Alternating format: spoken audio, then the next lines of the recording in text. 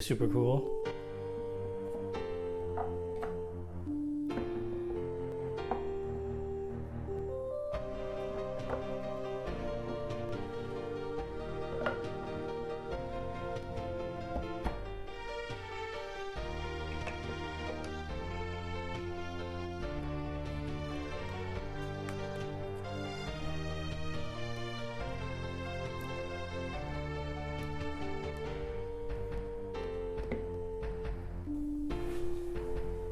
I have to put this one on before I put this one on because otherwise it will scrape.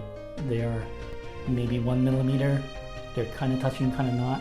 I rope myself into buying these things because I love them, and then I get them. Look at the dang profile on this guy, and I ask myself why I really need to stop this hobby because this is not good.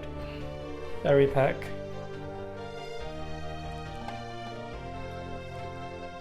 I honestly will say that now that I have it in hand, I wish I never bought it.